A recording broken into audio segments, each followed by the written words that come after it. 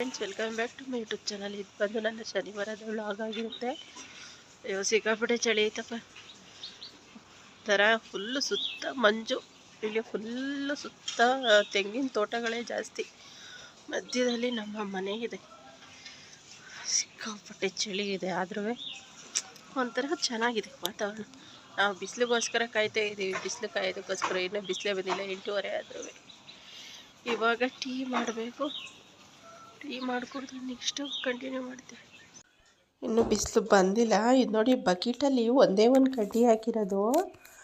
ಎಷ್ಟು ಚೆನ್ನಾಗಿ ಹೂ ಬಿಡ್ತಾಯಿದೆ ಗೊತ್ತಾ. ಇದು ದಾಸವಾಳದ, ಅಂದರೆ ಒಂಥರ ಪಿಂಕ್ ಕಲರ್ ದಪ್ಪ ದಾಸವಾಳ. ಇದು ತುಂಬ ಚೆನ್ನಾಗಿದೆ. ಒಂದೇ ಒಂದು ಕಡ್ಡಿ ಹಾಕಿದ್ದು ನಾವು ಅಷ್ಟೇ. ಇದು ಚೆನ್ನಾಗಿದೆ. ಇದು ಪಕ್ಕದಲ್ಲಿರೋದು ಬ್ರಹ್ಮಕಮಲ ಅಂತಾರಲ್ಲ, ಅದು. ಮತ್ತು ಇದು ನೋಡಿ, ಫುಲ್ಲು ಮಂಜು. ಎಷ್ಟು ಟೈಮ್ ಆಗಿದೆ ಅಂದರೆ ಫುಲ್ಲು ಮಂಜಾಗಿದೆ. ಒಂಥರ ಚೆನ್ನಾಗಿದೆ ವಾತಾವರಣ. ಇದು ಕೂಡ ಅಷ್ಟೇ.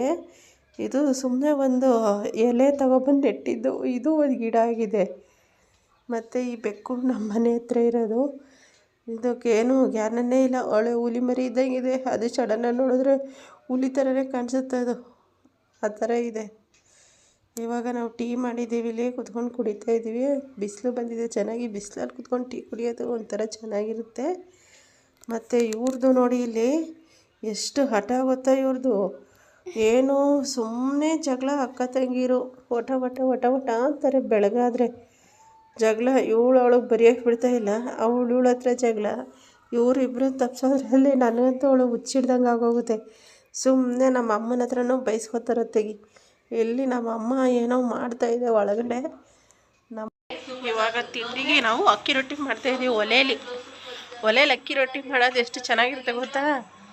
ಬಿಸಿಲು ಕಾಯ್ಕೊಂಡು ಒಲೆಯಲ್ಲಿ ಇವಾಗ ನಾವು ಅಕ್ಕಿ ರೊಟ್ಟಿ ಮಾಡಬೇಕಾದ್ರೆ ತೋರಿಸ್ತೀನಿ ನೋಡಿ. ಎಷ್ಟು ಚೆನ್ನಾಗಿ ಬಿಸಿಲು ಬಂದಿದೆ ಅಂತ ಹೇಳ್ಬಿಟ್ಟು. ಒಳ್ಳೆ ಹಪ್ಳ ಒಣಗ್ಸೋಕ್ಕೆ ಬಿಸಿಲಿಗೆ ವೆಯ್ಟ್ ಮಾಡ್ತಾರಲ್ಲ, ನಾವು ಬಿಸಿಲು ಕಾಯೋದಕ್ಕೆ ಆ ಥರ ವೆಯ್ಟ್ ಮಾಡ್ತಾಯಿದ್ದೋ.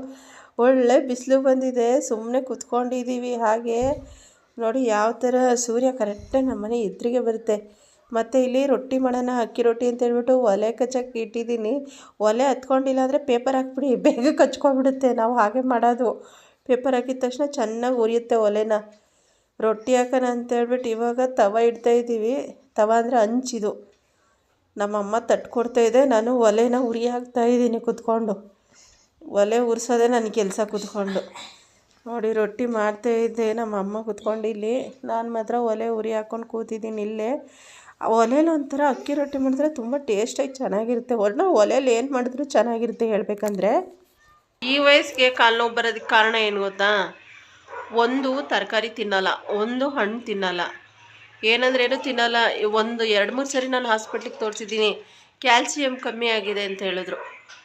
ಕ್ಯಾಲ್ಸಿಯಂ ಟಾನಿಕ್ಕು ಮಾತ್ರೆ ಕೊಡ್ತಾರೆ. 2 ದಿವಸ ಟಾನಿಕ್ ಕುಡಿಯೋದು, ಮಾತ್ರೆ ನುಂಗೋದು. ಮತ್ತೆ ಅದನ್ನು ಮುಟ್ಟು ನೋಡೋಲ್ಲ. ಅದು ಅಲ್ಲೇ ಬಿದ್ದು ಇನ್ನು ಅದನ್ನು ಕಸಕ್ಕೆ ಎತ್ತಾಕದೆ. ಹೇಳಿದ ಮಾತು ಕೇಳಲ್ಲ. ಈಗಲೇ ಇವಳಿಗೆ ಫುಲ್ಲು ಯಾವಾಗ ನೋಡಿದ್ರು ಕಾಲು ನೋವು ಅಂತ ಹೇಳ್ತಾಳೆ. ಇಲ್ಲಿ ನೋಡಿ, ಸ್ಪ್ರೇ ಹಿಡ್ಕೊಂಡು ನಿಂತಿದ್ದಾಳೆ. ಈ ಸ್ಪ್ರೇ ಹೊಡಿಬೇಕಂತ ಇವಳಿಗೆ ಕಾಲಿಗೆ. ಸ್ಪ್ರೇ ಹೊಡಿಬೇಕಂತ ನೋಡಪ್ಪ. ಇವಳು ವಯಸ್ಸಿಗೆ ಸ್ಪ್ರೇ ಹೊಡ್ಕೊಬೇಕಂತ ಇವಳು ಕಾಲಿಗೆ. ಯಾಸ್ತಕ್ಕೆ ಹೇಳೋದು, ಮಕ್ಕಳು ಚೆನ್ನಾಗಿ ತರಕಾರಿ ತಿನ್ನಬೇಕು, ಹಣ್ಣು ತರಕಾರಿ ಚೆನ್ನಾಗಿ ತಿನ್ನಬೇಕು. ಇವ್ರು ಹೇಗೆ ಗೊತ್ತಾ, ಅದು ಇಡ್ತಾರೆ. ತರಕಾರಿನ ಹಾದು ಬಿಟ್ಟು ಬಿಸಾಕೋದು. ಸ್ಕೂಲಲ್ಲಾದರೆ ಚೆನ್ನಾಗಿ ರುಬ್ತಾರೆ, ಅಲ್ಲಿ ತಿಂತಾರೆ ಚೆನ್ನಾಗಿ. ಇಲ್ಲಿ ಮನೇಲಿ ನಾವೇನು ಹೇಳಲ್ವಲ್ಲ, ಅದಕ್ಕೆ ಎಲ್ಲ ಎತ್ತೆತ್ತು ಬಿಸಾಕೋದು. ನಾನು ಹೊಡಿತೀನಿ, ಎಷ್ಟು ಹೊಡೆದ್ರು ಅಷ್ಟೇ. ಹೊಡೆದಾಗ ಮಾತ್ರ ಒಂದು 2 ದಿವಸ ಹಂಗಂಗೆ. ಆಮೇಲೆ ಮತ್ತೆ ಅದೇ ರಾಗ ಅದೇ ಹಾಡು. ಹೇಳಿದ ಮಾತೇ ಕೇಳಲ್ಲ ಅವಳು. ಮಕ್ಕಳು ಎಷ್ಟೇ ಆದರೂ ಅಷ್ಟೇ, ನಾವು ಎಷ್ಟು ಹೇಳಿದ್ರು ಅವ್ರು ನಮ್ಮ ಮಾತು ಕೇಳೋದಿಲ್ಲ. ಇವತ್ತಿನ ವ್ಲಾಗಲ್ಲಿ ಜಾಸ್ತಿ ಏನೂ ಇಲ್ಲ ಹೇಳ್ಬೇಕಂದ್ರೆ. ಆದರೆ ನನಗೂ ಸ್ವಲ್ಪ ಹುಷಾರಿಲ್ಲ, ಏನೋ ಗೊತ್ತಿಲ್ಲ. ಅವಾಗ ಹುಷಾರೇ ಇರೋದಿಲ್ಲ ನನಗೆ. ನಮ್ಮ ಹಣೆ ಬರನೇ ಸರಿ ಇಲ್ಲ ಅನಿಸುತ್ತೆ.